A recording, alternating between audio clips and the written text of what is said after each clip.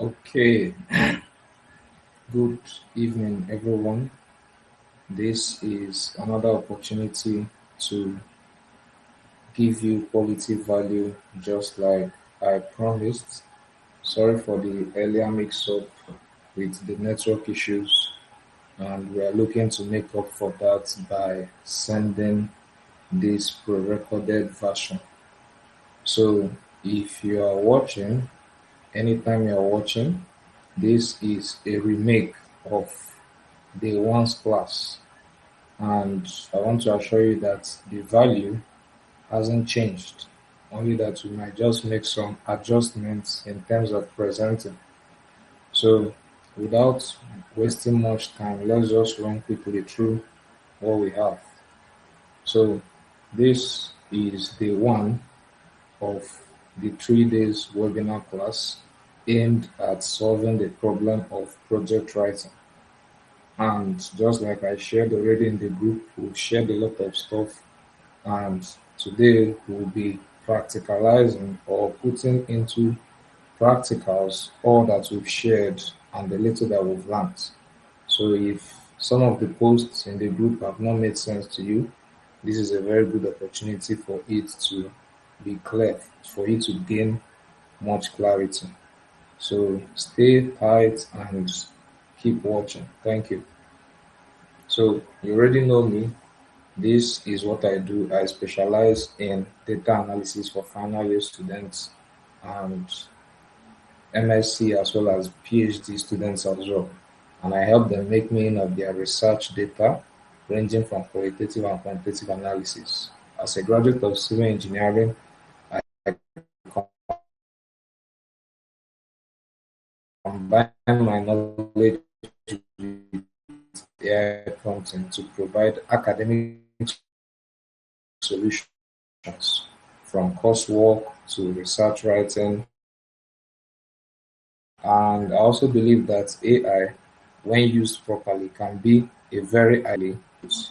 Yeah, so that is for that. And then a lot of things actually brought about the interest on this. So talking about having started as a data analyst, I have been able to help 30 plus students this year make meaning of their research data. And some of the things that spurred my interest, some of the things that brought about this initiative was one, the fear of writing project during my time. I had my challenges in project writing for some weeks. I was not able to write a word, so I stayed stuck on one word. And then, secondly, the level of decadence in research writing is currently at a very, very high rate. Most persons are not really interested in getting the job done. So for them, it's more like a difficult task or it's more like something stressful, which shouldn't be how it should be. And then further handling of students' analysis also gave me more insights into some of these problems and prompted me to think of ways to solve them. And also reviewing technical reports, looking at how some persons, have expressed their inability to start because they didn't have any clues or ideas. And also the poor teaching structure across tertiary institutions. Now, I carried out a research survey on X and I realized that 90% of tertiary institutions do not teach research writing effectively. Yes, and the ones that do, the structure is not well laid. So it is a very big problem when it comes to the aspect of research writing. So today we'll be breaking down the fundamentals. We'll try to understand what each chapter is talking about and get over it. Okay, so keep your phone on landscape, and I believe by the end of watching this video, if you have any questions, you can throw them in the chats and I will answer it. So that is for this is our agenda for today. Won't go through them, making progress on that. So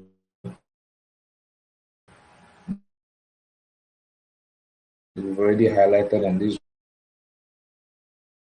writing, but I'll just go through it again. The main thing about research writing is that it's not copying words from Google and changing a few things. It's not trying to fill over quality, but rather nobody has answered. New knowledge, even, and then also in. Okay, so we are back. So this is what research writing is all about: contributing new knowledge, no matter how small. And we are going to explore that. So this is the five thesis structure: your introduction, which is where you start from; your literature review, where you survey existing literature and find out what is missing; your methodology, that is how you conduct your study; then your results and discussion, the things you found and what it means; and then finally your conclusions and recommendation.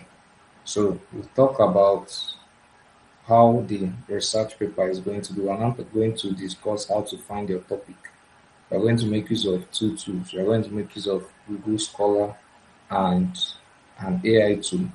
So one thing that is important to note is that you must be able to define your prompt effectively: the task, the context, the audience, and the tone. Other things that are important: the persona you want to imbibe, and then also one thing that I always insist that you must take note of whenever you are choosing a topic is that you should choose topics based on your interests. Yes, choose topics based on your interest. Very, very important, because when there is no interest, it is very easy for you to lose heart in what you are doing. So choose topics on your interest. And these are the prompt elements. So the 6 prompt elements here, when we talk about task, you are giving the AI your assignment, what you want it to do for you in particular. Context are those elements that make it more specific. You drive it down to a particular thing. Persona is the character or the personality you want it to imitate. Example is a kind of script or sample you want it to follow. Then tone is the language you want it to give you. Is it casual, professional, elegant, modern? And then format is how you want the output to be. Is it narrative? Is it bullet points? Is it tabular form? So that is it. And then part of a proposal, these are the elements of a proposal. We see topic, we see background, we see aim, we see questions, we see methodology. We also have the timeline. We also have the budget as well. So all these things are important. They're combined together to make research writing a complete process. So the next thing we're going to do is to understand the things you should note when you are choosing a topic. First of all, you must have an interest. Secondly, your topic has to be feasible within 3 to 6 months. And then thirdly, there must be a debate on your topic. So you must have an interest on the topic you are choosing. If you don't have an interest, it will make writing on the topic difficult. So if your interest is in AI, for example, relate the field, your field of study, to any topic on AI. If your interest as a civil engineer, my interest is in analyzing structural failure, then I will relate all my topics to that interest. Then your topic must be something you will complete within 3 to 6 months. Knowing that you're a student of a Nigerian university and you want to do something like robotics, but then the school lacks equipment that will help you achieve that, then as much as you are very much interested in doing it, you just have to drop it so that you will also graduate when others are graduating. You get the point? So that is very important. And then there must be a debate on the topic. It must be something interesting for people to want to key into. So these are the important steps when you are choosing a topic via Google Scholar.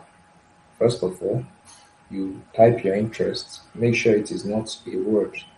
Make sure it is a phrase. and you have to be specific. Don't go broad. Channel it down to something that when you type, you'll be able to get specific results and not something wide.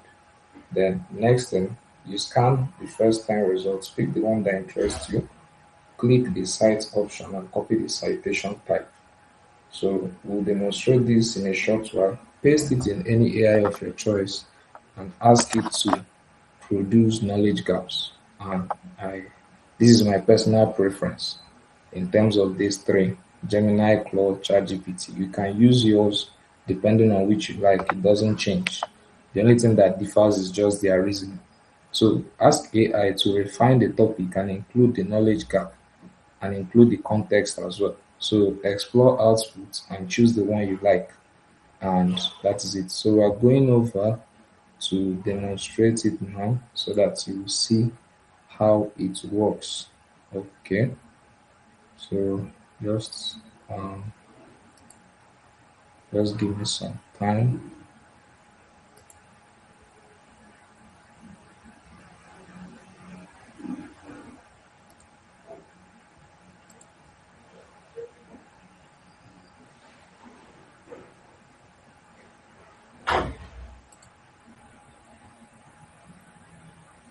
Okay, so we are currently at Google Scholar now, and I'm going to type a particular interest. This time, I'll try to use something different.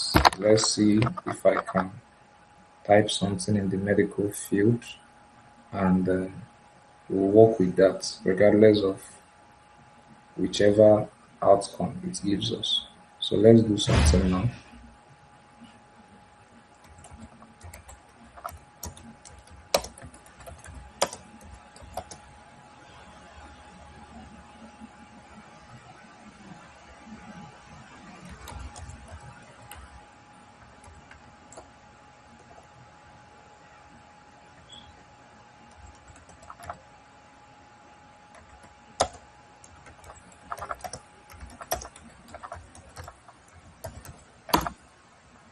So this is what we want to work with, and I think the first topic gives us something that is very impactful. But then I want to go with the fourth one here. It says education AI exploring the impact of artificial intelligence on education in the digital age. So as usual we will click the cite button and we will cite it. So when we now cite it, we will copy the APA citation. And then what we'll do next, we'll now click on Google Gemini and impute the topic.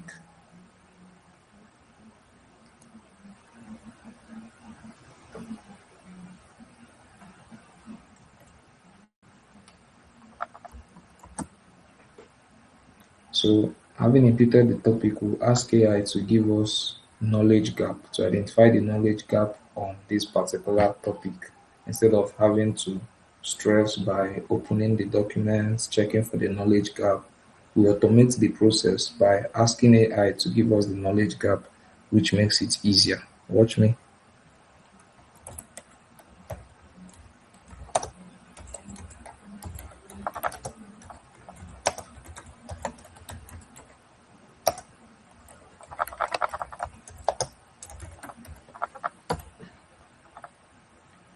So that is it. And it's bringing out the results now, as you can see. So this is it. And like I said earlier, there is no paper that doesn't give room for further research. Every paper always has room for further research. So this is the knowledge gap. And first of all, it talks about longitudinal impact on cognitive development. So this study only focused on the immediate benefits of AI, such as personalized learning. However, it doesn't talk about the long-term effects. Have you seen? So this is something that you yourself can do a study on, because one of the things I can tell you for free is that long-term reliance on AI reduces critical thinking. If we get to a point where everything we are doing, we let AI do it. If as a designer I want to design and I'm asking AI for inspiration for steps, that reduces the critical thinking process and makes the whole thing ineffective.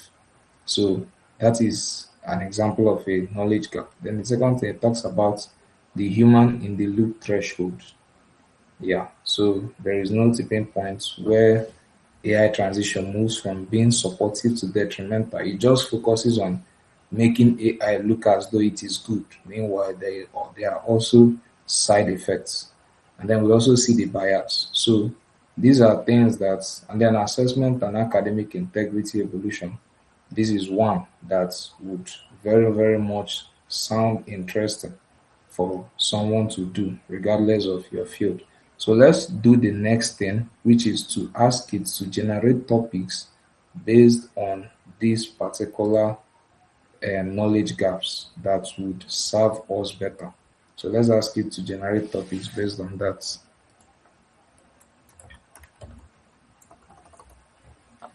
Remember the keywords refine, feasibility, and context. Very important.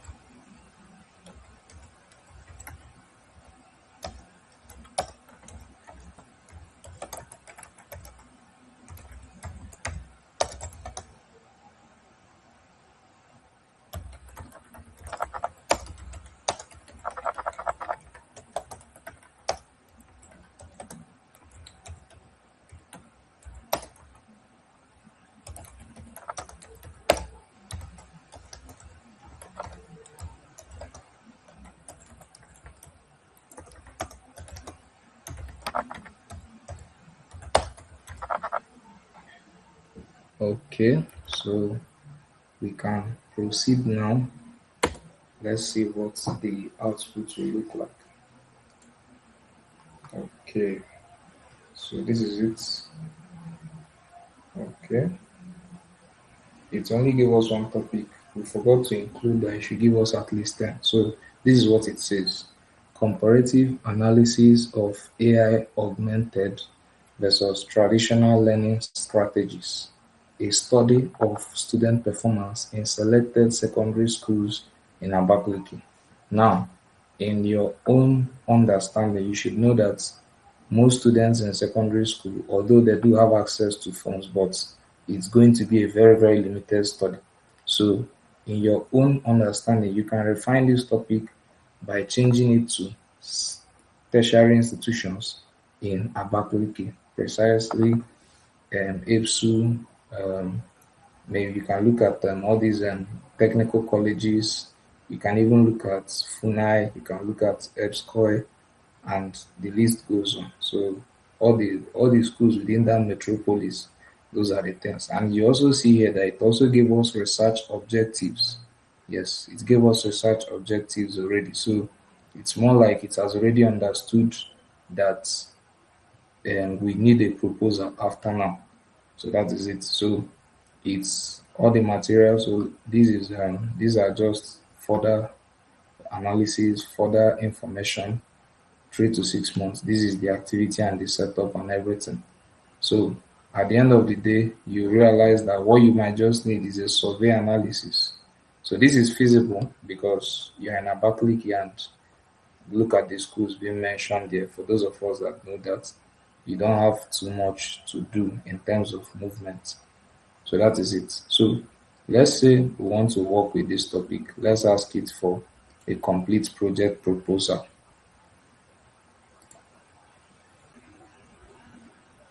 Okay, so this is the command here.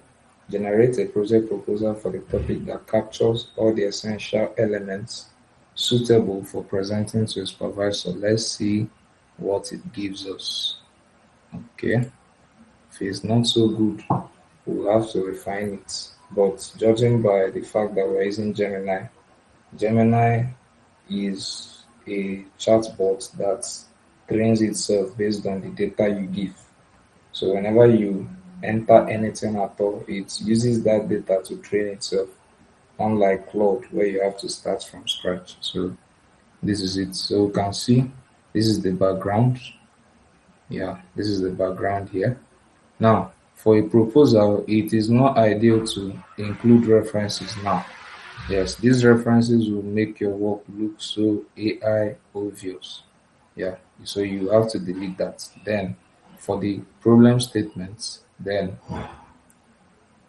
you look at this thing as well. You also identify whether it's something worth keeping. Then, for the objectives, three is okay. We have the research questions, we have the methodology. You might decide to change this to suit your study. Maybe after we explain what methodology and materials is all about, you understand better. So this is it. And then the study significance, persons that are going to benefit from it, then the timeline as well. So you can adjust this to suit your own study or what you intend doing. So that is it. So like I said earlier, if you request for 10 topics, you explore each one and carry out this same thing.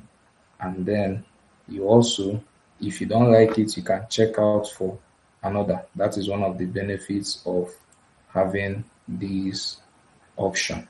So it makes sense. The other option I would have showed us is the option of just um, typing a prompt where you ask AI to give you a topic with open source materials that can be easily reviewed and verified, specific to your interests, your department, and your faculty.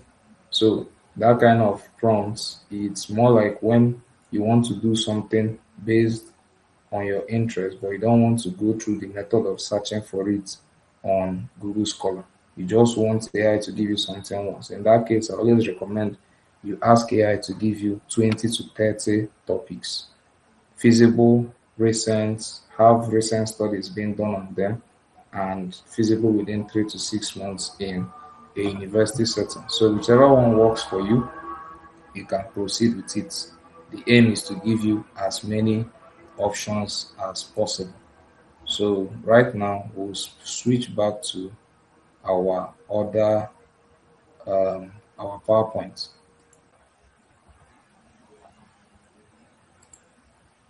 Okay, so this is where we stopped at the moment. Now, this works because one, it is something you are interested in. Yeah, it is something that you're interested in. Hence, it becomes an enjoyable process. Secondly, it solves a problem. You didn't just copy something generic. You saw a citation that captured a particular problem and you proceeded to solve it by adding knowledge to what is already existing. So you're also solving a problem. And thirdly, you don't have to spend much time on it. So if you are watching, you realize that we didn't spend much time on this compared to the old or traditional method of sourcing for topics. For those of us who saw what I shared in the group, the different ways to source for topics, the two methods I shared, and then comparing it to this, you realize that it is far more feasible. And then we'll talk about the outputs. The output is smart and feasible. That is your context. 3 to 6 months. It is specific, it is measurable, it is achievable, it is relevant, and it is time bound. It is also suitable to your location, and I've always said this. One of the mistakes I made when I was choosing my research topic was I made it a distant topic. I decided to compare buildings that collapsed in Nigeria. And then I realized that it was too broad because for you to do a topic like that, you have to start sourcing for papers from different cities across the country. So I had to narrow down my focus to Abakaliki. So that is it. It's very important. Okay. And then we talk about the different aspects of chapter one. Your background of study is how you start. That is where you talk about the history of the topic. Then your problem statement is the issue you intend to solve. It's very important. If you're not solving any problem, then it's not worth having as a topic. Your research objectives, those are your 3 to 4 specific goals. Then your research questions, the things that your study is answering. What are those questions your study intends to answer? Then the significance, the persons that will benefit from it, fellow students, stakeholders in your field, like if you are a student of med lab science, who are the persons that will benefit, fellow scientists who are practicing, fellow students who are coming up. So those are the persons that can be benefits. And then stakeholders, persons that invest into the field of med lab science. Then you also talk about the limitations. Of course, no research is perfect, so there will always be limitations, things that will, because of them, you will not be able to get 100% outcome. The most common for science students is always when it has to do with faulty equipment in the lab. For students in social sciences, if you are doing something like a survey, you have a situation whereby your limitation could be that because of time, you were not able to get 400 responses. Yes, that could be a limitation. So it's no shame in including that in your research. It doesn't make you less of a person. And then we talk about the scope, the people that the research covers, which is Abakaliki in this scenario, in the example that I'm using. So look at this topic. I told us earlier that this topic, although good, but it seems vague. So when we are dealing with a topic, we have to narrow it down to a specific audience. And to retweak this particular example now, we can say the impact of TikTok on academic performance of civil engineering students, or the impact of Twitter on the level of concentration of medical students. Yeah, so that kind of stuff. Or we can also say the impact of YouTube tutorials on academic performance of medical students. So a lot of medical students, you guys rely on tutorials a lot, too many tutors, too many sources. So is it really a helpful something, or is it something that we need to find a way to adjust or make amendments so that it works? So that's a typical research topic that can be hammered upon. And I also made mention that if you want to do anything that is going to drive interest, especially in 2025, find a way to relate AI to it. So a good background discusses context, historical context. It mentions statistics. And I say there as well that when we are dealing with statistics, let's say you don't know um, a particular statistical figure to give. You can just ask a question on consensus AI relative to that topic, and you will see studies that have cited numbers. They have already done this research for you. All you need to do is to cite and reference those studies as well. So that is why it's important. Now, ideally, if it were the pattern of doing the whole research writing stuff the stressful way, you have to read every paper. Yes, during my own time, I read every material that I use for literature review. So you can imagine. But today now, there is consensus AI and it can speed up your work. So you now narrow down your focus, talk about the conflicting research on the effects of the topic you are dealing with. The research, the different studies that were contrasting each other were not in agreement with what each other were saying. And then from there, you're able to answer the question of why. So that is very important. And then the next thing here, we talk about chapter 2. And I explained to us that for every literature review, all these elements are important. You must have your conceptual framework, you must have your theoretical framework, you must have your empirical review, and your knowledge gap. And I explained that knowledge gap is something that hasn't been studied yet. Yeah, so not studied yet in the sense that sometimes it may be studied, sometimes it may have conflict. We'll see that in the next slide. So, conceptual framework are the key concepts, keywords. They are very, very essential to the knowledge of that topic because if we're talking about something like AI affecting academic performance, we'll talk about reading, we'll talk about um, asking chatbots questions, we'll talk about LLMs and all those keywords. So we're talking of theoretical framework, we'll talk about the different theories by previous literature guiding that study. We will explore this more in depth in our prompt. Then the empirical review summarizes everything that is existing about that topic. That is very important. So knowledge gap is where the fun lies. If you can spot your knowledge gap, it makes you more encouraged in writing. Very important. So what is a knowledge gap? A knowledge gap is something that has not been studied yet. In some cases, it has been studied, but not in your context. Just like the example we use to get our topic. It has been studied but has conflicting results. Some are saying A, some are saying B, some are saying X, some are saying Y.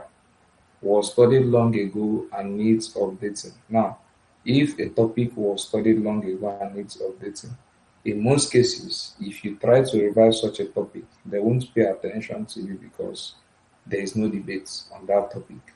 Do you get it? So most times it depends on your institution, but I do know for sure that if a topic has been long ago treated, they see it as though you are going to copy your father or your mother's research, something like that. Yeah, because it has been outdated to an extent. So you can imagine doing a research on newspapers. The only way they will listen to you is when you are trying to compare newspapers and AI. Yes, or newspapers and internet and Android phones. But if it's just newspapers, that's a very outdated topic. So that is it. And then, how do you find knowledge gap? Most times, like I said, these are the stressful patterns. You read the future research section of existing papers. You can either check the conclusion side where you will see them talk about recommendations for future research. You look for contradictions in the findings. So you get like 5 to 10 papers, sample them, see what each and every one of them did in terms of findings, and then look for what is contradicting each other. Then you check for context gaps.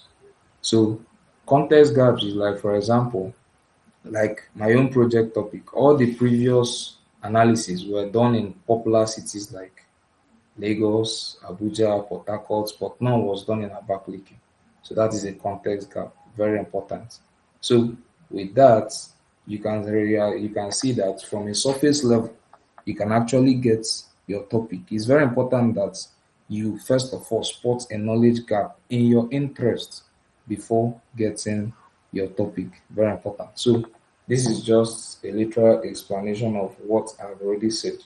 First study is in US, second study is in UK, third study is in Kenya, and each of them have their own different outcome. So it says here that while mobile learning has been studied in different developed countries and Kenya, none has specifically examined this adoption and challenges among Nigerian undergraduate students in the context of poor internet infrastructure. So it's not just Nigerian undergraduate students, but there is a context, and that is in the area of internet facilities.